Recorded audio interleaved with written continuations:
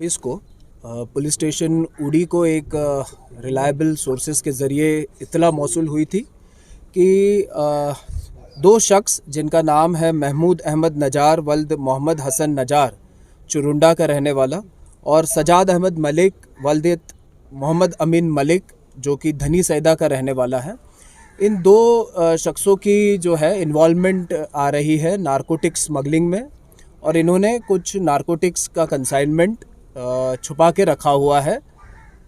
इस इत्तला को मौसूल होते ही पुलिस स्टेशन उड़ी ने जो है FIR इल्लत नंबर 35/2024 NDPS एक्ट में रजिस्टर किया और अपने केस की जो है तफ्तीश स्टार्ट की।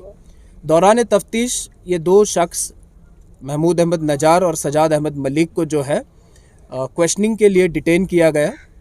दौरान पूछताछ इन दोनों ने जो है ये रिवील किया कि इन्होंने कुछ नारकोटिक्स और कैश चुरुंडा में छुपा के रखी हुई है। इस इंफॉर्मेशन के मिलते ही पुलिस पार्टी इलाके के मजिस्ट्रेट मौके की तरफ रवाना हुए और इंडियन आर्मी की ट्रुप्स की मदद से जो है चुरुंडा इलाके में सर्चेस की गई। ड्यूरिंग सर्चेस इन दो अक्यूज्ड के डिस्क्लोजर पे हमने कुछ कॉन्ट्राबैंड सब्सटेंस जो कि हीरोइन लाइक सब्सटेंस है वो रिकवर किया और साथ ही साथ कुछ कैश भी बरामद की। इस रिकवरी के बाद जो है और तफ्तीश की गई और इन दो अक्यूज़ ने जो है अपने एक तीसरे साथी का नाम भी जो है हमारे साथ शेयर किया, जिसका नाम है फयाज़ अहमद हजाम वल्द मोहम्मद रफ़ी हजाम जो कि धनी सैदा का रहने वाला है। पुलिस ने फिर फयाज़ अहमद को भी जो है क्वेश्चनिंग के लिए डिटेन किया और उसने भी अपनी क्वेश्चनिंग के दौरान ये डिस्क्लोज़ किया कि उसने भी कुछ कैश और कॉन्ट्राबैंड सब्सटेंस छुपा के रखा हुआ है।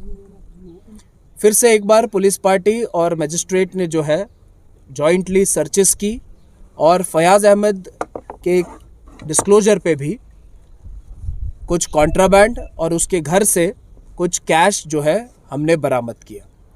अब तक जितनी सर्चेस और रिकवरीज हुई है उनकी क्वांटिटी इस प्रकार से है।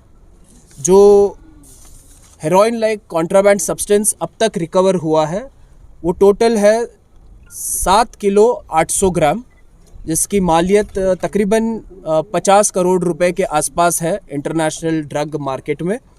और जो कैश अब तक हमने रिकवर किया है वो है 12,63,500 रुपये।